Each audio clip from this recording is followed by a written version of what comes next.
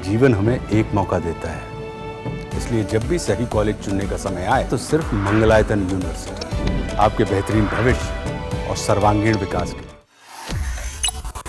21 जुलाई से संसद का मानसून सत्र शुरू होने जा रहा है। करीब एक महीने तक चलने वाले मानसून सत्र को लेकर मोदी सरकार ने बड़ी तैयारी की है। इस सत्र में सरकार कुल 8 नए बिल पास कराने का प्लान बना चुकी है। संसद का मानसून सत्र 21 जुलाई से 21 अगस्त तक जारी रहेगा। पहले यह सत्र 12 अगस्त को खत्म होना था, लेकिन बाद में इसे एक हफ्ते के लिए बढ़ा दिया गया। संसद के मानसून सत्र में सरकार जो 8 नए बिल ला रही है, उसके बारे में अब जानकारी भी सामने आ गई है। सरकार के मुताबिक नेशनल स्पोर्ट्स गवर्नेंस बिल और नेशनल एंटी डोपिंग संशोधन बिल इसी सत्र में लाए जाएंगे।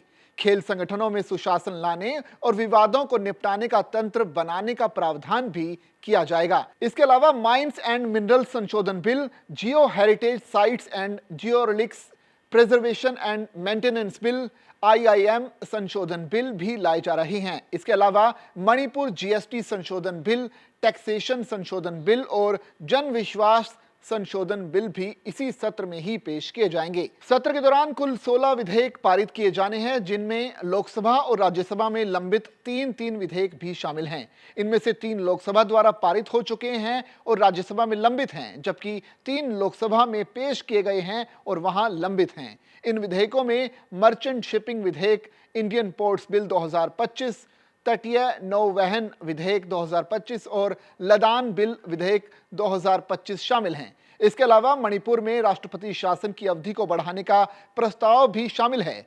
संविधान के मुताबिक राष्ट्रपति शासन की अवधि हर 6 महीने में संसद से अनुमोदित करानी होती है। वर्तमान अवधि 13 अगस्त को खत्म हो रही है। साथ ही मणिपुर की अनुदान मांगों से संबंधित विनियोग विधेयक भी संसद में लाया जाएगा, जो राज्य के वित्तीय प्रबंधन से जुड़ा है।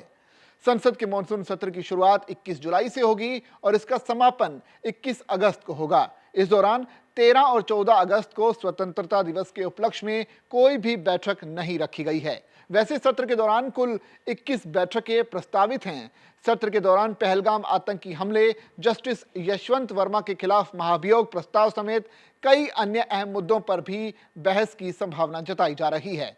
संसद के मानसून सत्र के हंगामेदार रहने की उम्मीद है, क्योंकि कांग्रेस पार्टी सरकार को कई मुद्दों पर घेरने की योजना बना रही है। विपक्षी दल बिहार में मतदाता सूची के विशेष गहन पुनरीक्षण संबंधी निर्वाचन आयोग के कदम पर कड़ी आपत्ति जता सकते हैं। इसके अलावा कांग्रेस पहलगाम हमले, ऑपरेशन सिंदूर और उसके बाद की कूटनीतिक गतिविधियों पर चर्चा की मांग भी करती रही है। अगर आपको ये वीडियो पसंद आया तो आप इसे लाइक और शेयर कर सकते हैं। साथ ही चैनल को सब्सक्राइब करना ना भूलिए।